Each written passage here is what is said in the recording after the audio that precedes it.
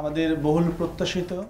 সকালে রাজধানীর মিডিয়া সেন্টারে Bangladesh police athletics and cycling ক্লাবের উদ্যোগে আয়োজিত জয় বাংলা ম্যারাথন 2024-এর সংবাদ সম্মেলন অনুষ্ঠিত হয়। ম্যারাথন অনুষ্ঠিত হয়েছে।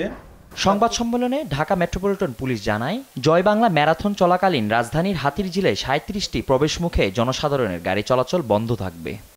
আমরা হাতিঝিলকে 37টা পয়েন্টে বিভক্ত করেছি, যেন এই 37টা পয়েন্টে ট্র্যাকের মধ্যে কেউ প্রবেশ করতে না পারে। অর্থাৎ আমাদের নিরাপত্তা সেইভাবে সাজানো হয়েছে এবং ট্র্যাক নিরবিচ্ছিন্নভাবে এই ট্র্যাকে যারা প্রতিযোগিতা আসবে তারা কিন্তু এটা সুন্দরভাবে তাদের দৌড়টা সম্পন্ন করতে পারবে। এদিকে রাজধানীর শিল্পকলা একাডেমিতে এক পুরস্কার বিতরণী অনুষ্ঠানে উপস্থিত হন ঢাকা মেট্রোপলিটন পুলিশের কমিশনার হাবিবুর রহমান। এই সময় অনুষ্ঠানে প্রধান অতিথি হাবিবুর রহমান ঢাকা ট্রাফিক ব্যবস্থাপনায় শৃঙ্খলা আনতে সবাইকে সোচ্চার হওয়ার আহ্বান জানান।